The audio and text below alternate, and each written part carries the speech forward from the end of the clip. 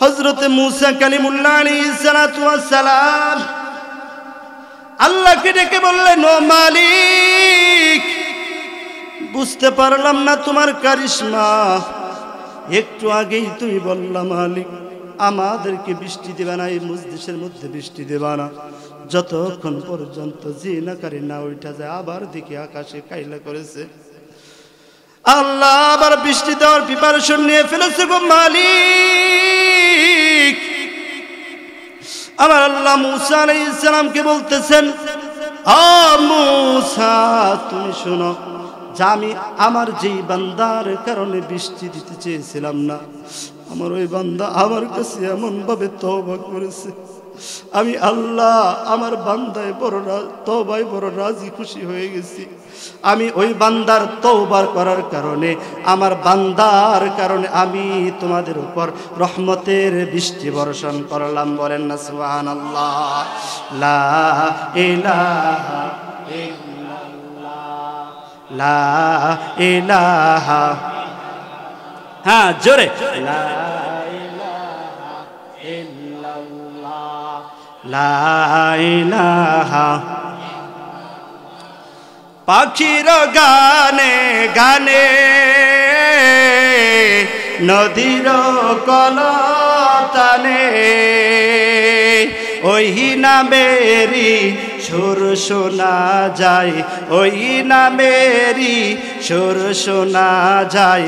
ওরা শুধু বলে ইল্লাল্লাহ, লা ইলাহা, জোরে লা ইলাহা।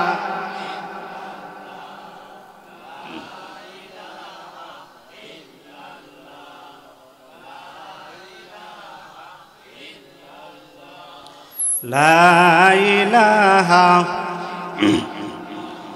লা ইলাহা।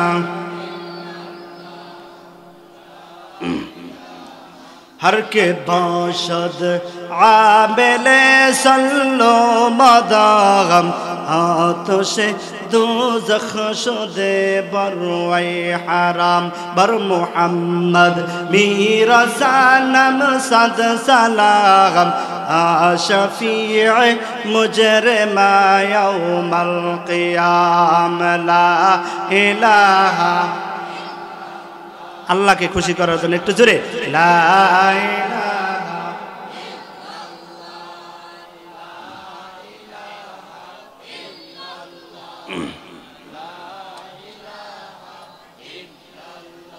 লা ইলাহা ইল্লাল্লাহু মুহাম্মাদুর রাসূলুল্লাহ। কি আলোচনা ভালো লাগতেছে? চালায়া যাব তো ইনশাআল্লাহ। কি আল্লাহ আমরা গুনাহ করি কি করি না? আমাদের গুনাহ আছে কি নাই? আরে আমরা একটা না দুইটা না হাজার হাজার লক্ষ লক্ষ গুনাহ করে ফেললেও আমাদের ভিতরে অনুশোচনা আসে। আমরা যে গুনাহ করি, আমরা তো গুনাহ করি, আমরা অনেকে গুনাহটার গুনাহও মনে করি না, আমরা পাপও মনে করি না, অধরা আমরা গুনাহ করে যাই। কথা বলেন ঠিক কি না? আমাদের মরতে হবে কি হবে না? একটু চেল্লায় বলেন, মরতে হবে কি হবে না?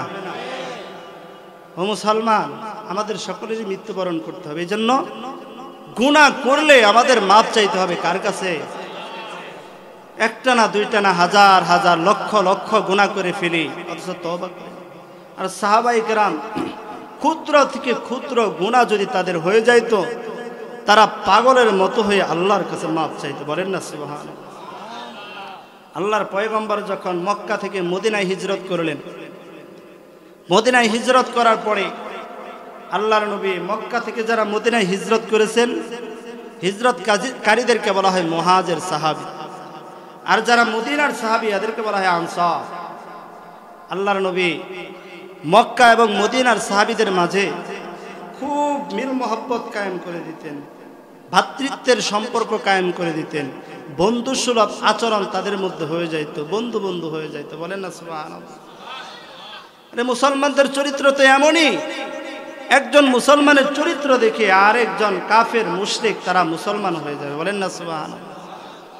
তো এমন আমি বুঝাইতে চাইছিলাম সাহাবায়ে কেরাম একটু গুনাহ করলে তারা পাগল হয়ে যাইত। তো এমনই দুইজন বন্ধু আছিল, একজন ছিল হযরতে সাঈদ ইবনে আব্দুর রহমান রাদিয়াল্লাহু তাআলা আনহু, আর একজন ছিল হযরতে সালাবাতুল আনসারী রাদিয়াল্লাহু তাআলা। এই দুইজনের মধ্যে খুব মিল মহব্বত। যখন মুতার যুদ্ধের সময় ঘনিয়ে আসলো, হযরতে সাঈদ ইবনে আব্দুর রহমান রাদিয়াল্লাহু তাআলা আনহু তিনি যুদ্ধে যাওয়ার জন্য প্রিপারেশন নিতেছেন, যুদ্ধে যেতে হবে। ও মুসলমান, আমাদের মনে হয় বেশি একটা সময় নাই। যেভাবে মুসলমানদের উপর আজকে বিধর্মীরা, নাস্তিক, মুরতাদ, কাফের, মুশরিকেরা জুলুম অত্যাচার করতেছে, কখন যেন আমাদেরও রণাঙ্গনে যেতে হয়। এই জন্য সকলেই সব সময় সর্বাত্মক চেষ্টা নিয়ে প্রিপারেশন নিয়ে থাকতে হবে। কি রাজি আসেন তো ইনশাআল্লাহ? হাদিসের মধ্যে আসছে, যার ভিতরে অন্তরে জিহাদের তামান্না না থাকবে সে জান্নাতের ঘ্রাণও পাবেন না। বলেন না নাউজুবিল্লাহ? জিহাদের তামান্না যার ভিতরে না থাকবে সে জান্নাতের ঘ্রাণ পর্যন্ত পাবে না। ও মুসলমান, যেভাবে আজকে ফিলিস্তিনের মধ্যে মুসলমানদেরকে অদরা শহীদ করে দেওয়া হইতেছে, নিরীহ মা বোনদেরকে শহীদ করে দেওয়া হইতেছে, তারপর নিরীহ ছোট ছোট বাচ্চাদেরকে শহীদ করে দেওয়া হয়েছে। আরে হাদিসের মধ্যে তো আল্লাহর পয়গম্বর বলেছেন, আল মুসলিমুনা কাজাসিদিন ওয়াহিদ, মুসলমানরা হলো একটা শরীরের মতো। যত পৃথিবীর আনাচে কানাচে যত মুসলমান থাকবে, সকল মুসলমান হলো একটা শরীরের মতো। একটা মুসলমানের গায়ে যদি আঘাত লাগে, তাহলে একটা অঙ্গের ভিতরে যেমন আঘাত লাগে গোটা শরীরটা অসুস্থ হয়ে যায়, একটা মুসলমান যদি আঘাত প্রাপ্ত হয় তদ্রূপ সকল মুসলমানের ভিতরে আঘাত লাগতে হবে। এই জন্য মুসলমান প্রিপারেশন নিয়ে থাকতে হবে। যদি আকাবের দাওবান, যদি আবার উলামায়ে কেরাম, হক্কানি উলামায়ে কেরাম আবার যদি জিহাদের ডাক দেয় মুসলমান, আমাদের জান দেওয়ার জন্য কে কে রাজি আছেন? একটু হাত তুলে তাকান। আবার যদি আমাদেরকে বলা হয় মুসলমান ঘরে বসে থাকার সময় নাই, মুসলমান বাড়িতে বসে থাকার সময় নাই, আসো আসো কাফের মুশরিকদের বিরুদ্ধে জিহাদ করতে হবে, জানটা বিলিয়ে দিতে হবে, তাজা রক্ত দিতে হবে, আমাদের জানটা বিলিয়ে দিতে হবে, আমাদের মাল খরচ করতে হবে, কে কে রাজি আল্লাহকে দেখানোর জন্য? একটু হাতটা দেখা দেন। আমরা জিহাদের জন্য তৈরি আছি। বলেন না নারে তাকবীর, নারে তাকবীর। আল জিহাদ, আল জিহাদ, সাবিলুনা সাবিলুনা, আল জিহাদ, আল জিহাদ। ও মুসলমান, ঘরে বসে থাকার সময় নাই। হযরতে সাঈদ ইবনে আব্দুর রহমান রাদিয়াল্লাহু তাআলা আনহু হযরতে সালাবাতুল আনসারী রাদিয়াল্লাহু তাআলা আনহুকে বলতেছেন, বন্ধু, আমাকে যেহেতু জিহাদে যেতে হবে, মুতার যুদ্ধ সামনে, তো এই জন্য আমার পরিবারের দায়িত্ব তোমার কাছে দিয়ে দিলাম, আমার পরিবারের দায়িত্ব তোমার কাছে দিয়ে দিলাম। আমি জিহাদের প্রান্তরে যাই, আমি যদি শহীদ হয়ে যাই তারপর আমার পরিবারের দায়িত্ব নিয়ে নিবা। আমি যদি গাজী হয়ে ফিরে আসি, আর মাঝখান দিয়ে যে সমস্যা হবে এই সমস্যাটার সমাধান তুমিই করবা। বলেন না সুবহানাল্লাহ? হযরতে সাঈদ ইবনে আব্দুর রহমান রাদিয়াল্লাহু তাআলা আনহু তিনি মুতার প্রান্তরে জিহাদ করার জন্য চলে গেলেন আল্লাহর পয়গম্বরের নেতৃত্বে।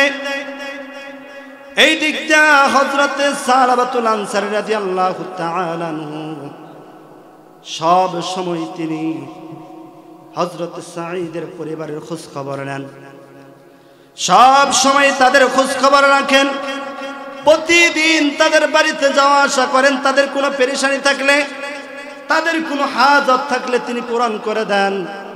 হঠাৎ করে হযরতে সালাবাতুল আনসারী রাদিয়াল্লাহু তাআলা আনহু তিনি ছিলেন একজন যুবক সাহাবী, আল্লাহর পয়গম্বরের সাথে তার সাথে খুব ঘনিষ্ঠ ছিল।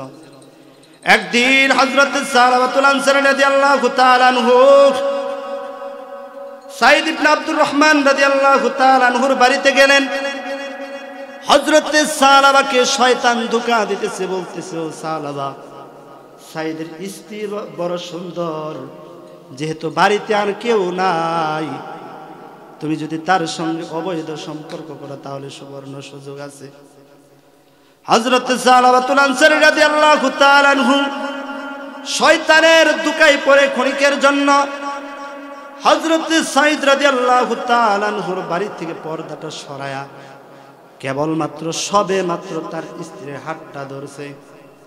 হযরত সাঈদের স্ত্রী বলতেছেন, হযরত সালাবার দিকে তাকায়া, ও সালাবা, আমি না তোমার ভাইয়ের আমানত। ও সালাবা, ইত্তাকুল্লাহ, আল্লাহকে ভয় করো। ও জলসা এলাকার মুসলমান, একটু চিল্লায় বলবেন ভয় করতে হবে কাকে? সব জায়গায় ভয় করতে হবে কাকে? মাপে কম দেওয়ার সময় ভয় করতে হবে কাকে? যদি কারো ভিতরে আল্লাহর ভয় থাকে তাহলে ওই ব্যক্তিকে জিনা করতে পারবে, ওই ব্যক্তি কি নামাজ কাজা করতে পারবে? ও জলসা এলাকার মুসলমান, ওই ব্যক্তি কি মাপে কম দিতে পারবে? সব জায়গায় যদি আল্লাহর ভয় তোমার আমার ভিতর আনতে পারি তাহলে কোনো ব্যক্তি নামাজ কাজা করতে পারবে না। হযরতে সাঈদ ইবনে আব্দুর রহমান রাদিয়াল্লাহু তাআলা আনহুর স্ত্রী বলতেছে, ও সালাবা, ইত্তাকুল্লাহ, ও সালাবা, আল্লাহকে ভয় করো। ও সালাবা, যদি তুমি তোমার কাজে সফল হয়ে যাও তাহলে তুমিও জাহান্নামে যাইবা, আমিও জাহান্নামে যাব। হযরতে সালাবা রাদিয়াল্লাহু তাআলা আনহুর হুঁশ ফিরে আসছে। হযরতে সালাবা রাদিয়াল্লাহু তাআলা আনহু মহিলার হাতটা ছেড়ে দিয়ে বলতেছে, আমাকে মাফ করে দিবা। হযরতে সালাবা রাদিয়াল্লাহু তাআলা আনহুর ভিতরে কম্পন সৃষ্টি হয়ে গেছে। আমি বড় অপরাধ করে ফেলেছি, আমি বড় মুস্তাকি করে ফেলেছি, আমি বড় অন্যায় করে ফেলেছি। হযরতে সালাবা রাদিয়াল্লাহু তাআলা আনহু বাড়ি থেকে বের হয়ে যায়, পাগলের মতো আল্লাহকে বলেন, আনতা তাওয়াব, আল্লাহ আনতা গফফার। ওগো মালিক, আপনি তো তওবা কবুলকারী।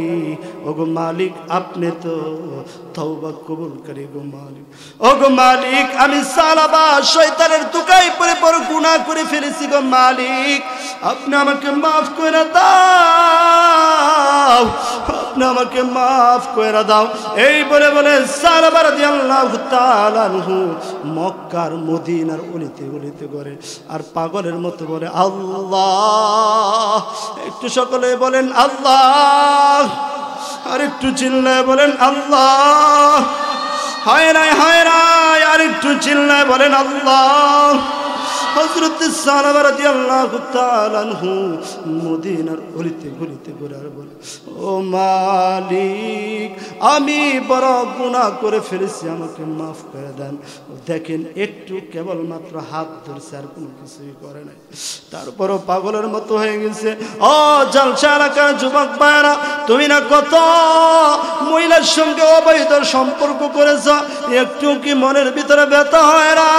ও জলসা এলাকার মুসলমান ভাইরা, তুমি না কত জিনা করেছো, বেবিচার করেছো, একটু কি মনে ব্যথা হয় না?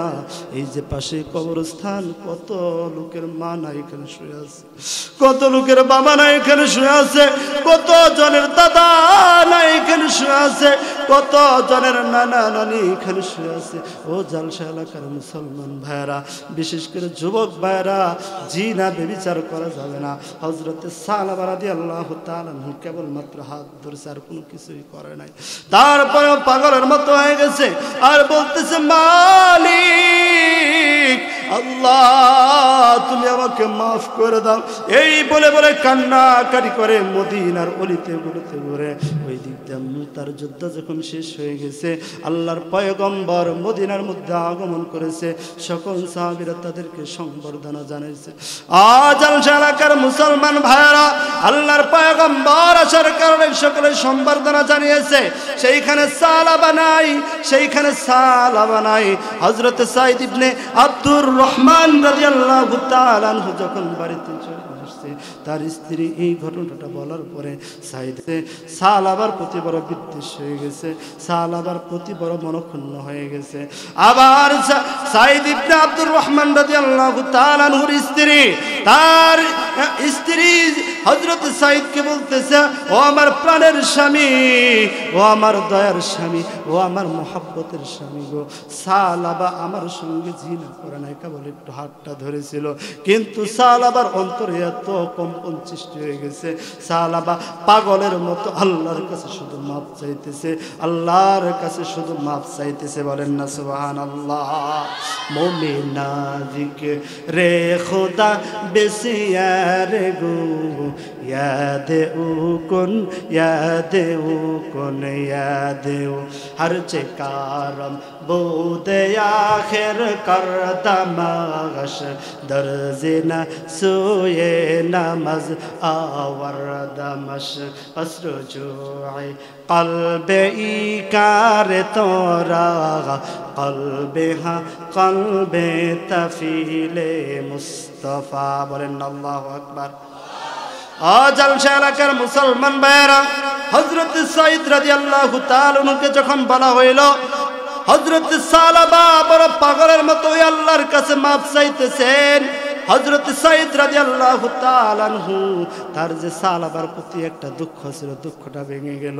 এইবার চিন্তা ভাবনা করলো সালাবার একটু অন্বেষণ করি, একটু তার খোঁজ খবর নেই।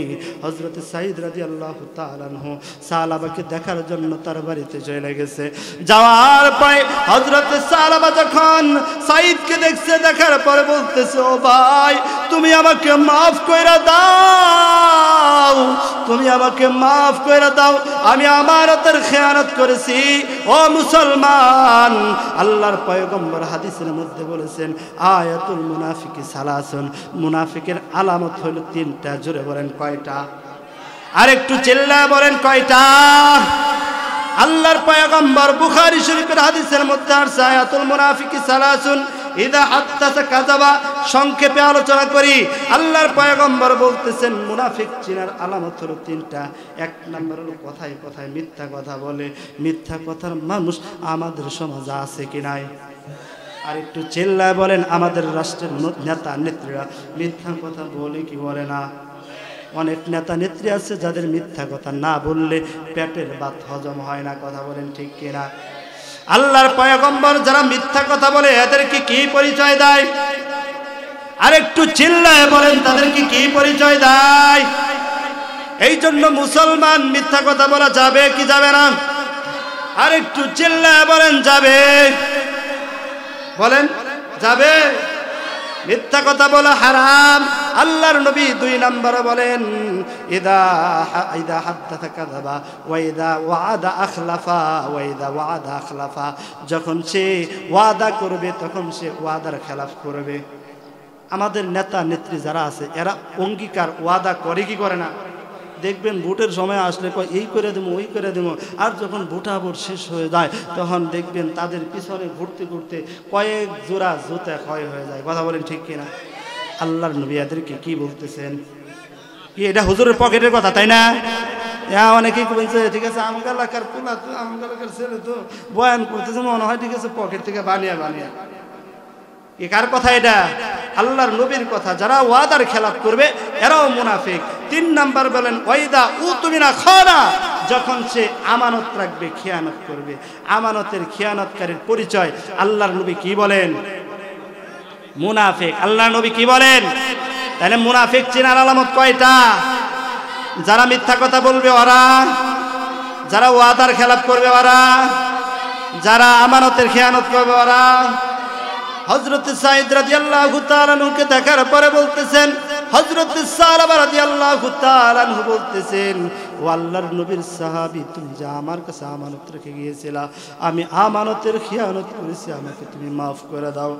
হযরত সালাবা রাদিয়াল্লাহু তাআলা আনহু চোখের পানি ছেড়ে দিয়ে বলতেছে আমাকে মাফ করে দাও। হযরত সাঈদ রাদিয়াল্লাহু তাআলা আনহু বলতেছেন, ও ভাই সালাবা আমি তোমাকে মাফ করে দিয়েছি, আমরা তোমাকে মাফ করে দিয়েছি, চলো চলো একটু বাড়িতে চলো। হযরতে সালাবা রাদিয়াল্লাহু তাআলা আনহু বলতেছেন না, আমি এইভাবে বাড়িতে যাইতে পারবো না, কারণ আমি হইলাম গুনাহগার, আমি হইলাম মুনাফিক বান্দা, আমি হইলাম অপরাধী, আর একটা অপরাধী মানুষের এইভাবে নেওয়া যায় না। ও জালসা এলাকার মুসলমান ভাইয়েরা, একটা অপরাধীকে যখন পুলিশে ধরে তখন দেখবেন হ্যান্ডকাপ পরায় কি পরায় না? হযরত সালাবা বলতেছেন, ও সাঈদ আমার হাতের ভিতরে রশি বান্দা, কারণ আমি বড় অপরাধ করে ফেলেছি, আমি বড় অবস্থাকি করে ফেলেছি, আমি বড় গুনার কাজ করে ফেলেছি। আমি দুনিয়ার মধ্যে শাস্তি পেতে চাই, আখেরাতের মধ্যে আমি শাস্তি পেতে চাই না। আখেরাতের শাস্তি বড় ভয়াবহ, কবরের শাস্তি বড় ভয়াবহ।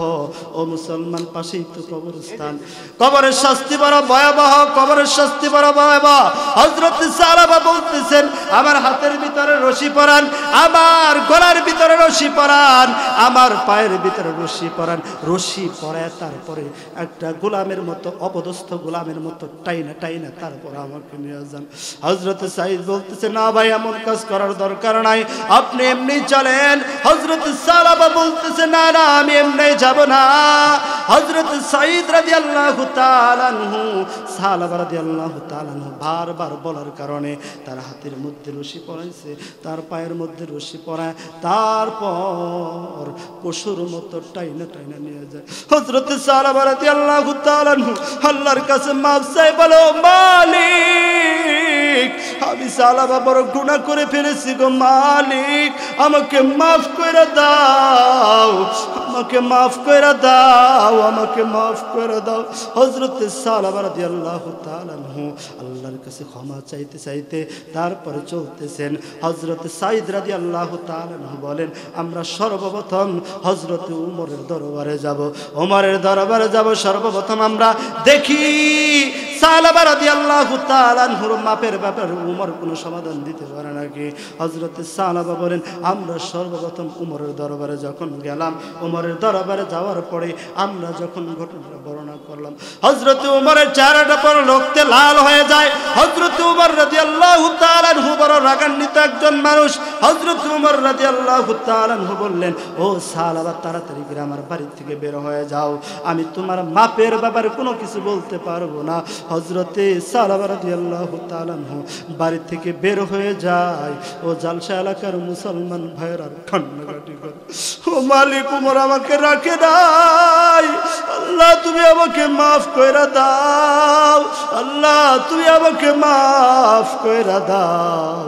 তওবা जो करता है होकर शर्मसार, जोश में आता है आफू कर देगर, कश्के मादर ना जना दे मरमरा, या मुरा शेर बाखुरद दर चेरा, अक्ते तुम आ मुद मुरादर के नफ्स, बादशाही कुन मुरा फरियादरास, गर मुराई बारे सातार कुनी, तौबा कर दम मन जहर ना করদানি। বলেন আল্লাহু আকবার, আর একটু চিল্লা বলেন আল্লাহু আকবার। কি মজা লাগে তো আলোচনা, চালায় যাব তো ইনশাআল্লাহ, আমরা চালায় যাব তো ইনশাআল্লাহ। হযরত সালাবা রাদিয়াল্লাহু তাআলা আনহু তিনি আল্লাহর কাছে মাফ চেয়ে বলতেছে, ও মালিক আল্লাহ উমর আমাকে তার দরবারে জায়গা দেয় না, আল্লাহ তুমি কি আমাকে মাফ করবে না? হযরত সালাবা রাদিয়াল্লাহু তাআলা আনহু বললেন, আমাকে আবু বকরের দরবারে নিয়ে যাও, দেখি আবু বকর আমার মাপের ব্যাপারে কি বলে। হযরতে সালাবা রাদিয়াল্লাহু তাআলা আনহুর ঘাড়ের মধ্যে রশি, হাতের মধ্যে রশি, পায়ের মধ্যে রশি, তারপরে টেনে টেনে হযরত সালাবাকে আবু বকরের দরবারে নিয়ে যায়। আবু বকরের দরবারে নিয়ে যাওয়ার পরে হযরত সালাবা রাদিয়াল্লাহু তাআলা আনহু আবার ঘটনাটা যখন বর্ণনা করেন, হযরত সালাবা রাদিয়াল্লাহু তাআলা আনহুর ঘটনা শোনার পরে আবু বকর উমরের মতো বলতেছে, ও সালাবা তুমি বের হয়ে যাও, বের হয়ে যাও, তুমি বড় অবস্থা কি করেছ, বড় অপরাধ করেছ, বড় আমানতের খেয়ানত করেছো, আমি তোমার ব্যাপারে কোনো কিছুই বলতে পারবো না, আমার দরবার থেকে বের হয়ে যাও, আমার বাড়ি থেকে বের হয়ে যাও। যখন হযরতে সালাবা রাদিয়াল্লাহু তাআলা আনহুকে আবু বকর বের করে দেয়, হযরতে সালাবার মনে দুঃখ, আমার মালিক আমার আল্লাহ মনে হয় আমাকে মাফ করবে, আমার আল্লাহ মনে হয় আমাকে মাফ করবে না। হযরতে সালাবা বলেন, আবু বকর আমাকে ফিরিয়ে দিল, উমর আমাকে ফিরিয়ে দিল, ও ভাই একটু আমাকে আলীর দরবারে নিয়ে যাও, আলী আমার মাপের ব্যাপারে কোনো কিছু বলতে পারে নাকি দেখি। হযরতে আলী রাদিয়াল্লাহু তাআলা আনহুর দরবারে যখন নিয়ে যাওয়া হয়, যখন ঘটনা বর্ণনা করা হয়, হযরতে আলী একই উত্তর দেয়, ও সালাবা আমার বাড়ি থেকে বের হয়ে যাও, আমার বাড়ি থেকে বের হয়ে যায়, তুমি বড় পাপী বান্দা, তুমি বড় পাপী বান্দা, তুমি বড় বুস্তাকি করেছো, তুমি বড় অন্যায় করেছো। হযরত সালাবা বলেন, আবার দুঃখের আর কোনো অন্ত নাই। আবু বকর আমাকে বের করে দিল, ওমর আমাকে বের করে দিল, হযরত আলী আমাকে বের করে দিল, না জানি আমাকে মনে হয় আমার আল্লাহ মনে হয় মাফ করবে না। হযরত সালাবা রাদিয়াল্লাহু তাআলা আনহু হযরত সাঈদকে বলতেছে, ঠিক আছে আমাকে একটু উসমানের দরবারে নিয়ে যাও। হযরত উসমানের দরবারে যখন নিয়ে যাওয়া হলো, হযরত উসমান গনি রাদিয়াল্লাহু তাআলা আনহু একই উত্তর দিতেছে, সালাবা বের হয়ে যাও, বের হয়ে যাও, তুমি বড় অপরাধ করেছো, তুমি আমানতের খেয়ানত করেছো, আমি উসমানের দরবারে থাকার কোনো প্রয়োজন নাই, না জানি আল্লাহর গজব আমাদের উপর আসতে পারে, বের হয়ে যাও। ও সালাবা তুমি বের হয়ে যাও। হযরত সালাবা রাদিয়াল্লাহু তাআলা আনহু যখন উমরের দরবার থেকে নৈরাশ হয়ে গেল, আবু বকরের দরবার থেকে নৈরাশ হয়ে গেল, আলীর দরবার থেকে যখন নৈরাশ হয়ে গেল, উসমান গনির দরবার থেকে যখন নৈরাশ হয়ে গেল, আবু বকর রাদিয়াল্লাহু তাআলা আনহুর দরবার থেকে যখন নৈরাশ হয়ে গেল, হযরত সালাবা আল্লাহর দরবারে ফুফরে ফুফরে কান্না করে ঘরে, ও মালিক আমার মনে হয় তুমি আমাকে মাফ করবা না গো মালিক। হযরত সালাবা সাঈদকে বলো, সাঈদ জলদি করে আমার বান্ধনটা খুইলা দাও, আমার মনে হয় আমাকে মাফ করবে না আমার আল্লাহ, আমার মনে হয় আমাকে মাফ করবে না। হযরত সালাবা রাদিয়াল্লাহু তাআলা আনহু বলেন, আমাকে আবু বকর বের করে দিতে পারে, হযরত উমর বের করে দিতে পারে, হযরত উসমান বের করে দিতে পারে, সর্বশেষ একটা দরবার আছে বিশ্বনবী, যাই দেখি বিশ্বনবী আমার গুনার ব্যাপারে কোনো কিছু বলেন নাকি। হযরত সালাবা রাদিয়াল্লাহু তাআলা আনহু হযরত সাঈদকে বলেন, আমাকে একটু বিশ্বনবীর দরবারে নিয়ে যান। হযরত সাঈদ রাদিয়াল্লাহু তাআলা আনহু হাতের রশি ধরে ধরে, পায়ের রশি ধরে ধরে বিশ্বনবীর দরবারে যখন নিয়ে যান, রহমতে আলমের দরবারে যখন নিয়ে যান, যখন আল্লাহর পয়গম্বরের দরবারে যখন নিয়ে যান, রহমাতুল লিল আলামিনের দরবারে যখন নিয়ে যান, রহমতে আলম নবী, নবী দু জাহান, সাহাবীরা আতর মাখে ওই নবীজির ঘাম। সকলে একটু আমার সাথে বলেন, রহমতে আলম নবী, নবী দু জাহান, সাহাবীরা আতর মাখে ওই নবীজির ঘাম, সাহাবীরা আতর মাখে ওই নবীজির ঘাম। উস্তুনে হান্নান ছিল একটি খেজুর গাছের নাম, যাকে ধরে খুতবা দিতেন রাসূল আকরাম। উস্তুনে হান্নান ছিল একটি খেজুর গাছের নাম, যাকে ধরে খুতবা দিতেন রাসূল আকরাম। নবীর বিরহে গাছ কাঁদিতে রহে, নবীর বিরহে গাছ কাঁদিতে রহে, হতবাগ হইল যত সাহাবায়ে কেরাম। বলো না সকলে একসাথে বলেন, রহমতে আলম নবী, নবী দো জাহান। বলেন রহমতে আলম নবী, একসাথে বলেন, রহমতে আলম নবী, নবী দো জাহান, সাহাবীরা আতর মাখে ওই নবীজির গাম, সাহাবীরা আতর মাখে ওই নবীজির গাম। ছিল মানুষ কেমন জানো আমার নবীজি, যাহার পাগল চন্দ্র সূর্য তারকারাজি। কথা বলেন ঠিক কিনা? ছিল মানুষ কেমন জানো আমার নবীজি যাহার পাগল চন্দ্র সূর্য তারকারাজি ছিল মানুষ কেমন জানো আমার নবীজি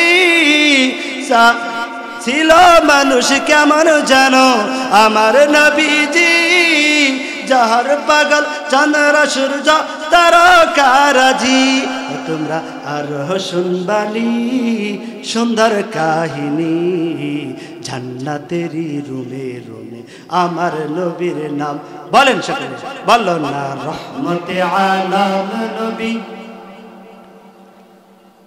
সাহাবীরা আতর মাখে ওই নবীজির গাম সাহাবীরা আতর মাখে ওই নবীজির গাম হযরত সালামা রাদিয়াল্লাহু তাআলা আনহু আল্লাহর পয়গম্বর বিশ্বনবীর দরবারে যখন গেছেন হযরত সালামা যখন ঘটনা বর্ণনা করেছেন আল্লাহর পয়গম্বর বিশ্বনবী বলতেছেন ও সালামা তুমি যে অপরাধ করেছো তোমার ব্যাপারে আমি এখন কিছু বলতে পারবো না ও সালামা তুমি আমার দরবার থেকে বের হয়ে যাও হযরত সালামা রাদিয়াল্লাহু তাআলা আনহু সর্বশেষ যে আশা ছিল আশাটাও যখন শেষ হয়ে গেছে হযরত সালামা বর্ণনা করেন আমার এখন আর দুঃখের অন্ত নাই আল্লাহর পয়গম্বর যেহেতু আমাকে মাফ করে নাই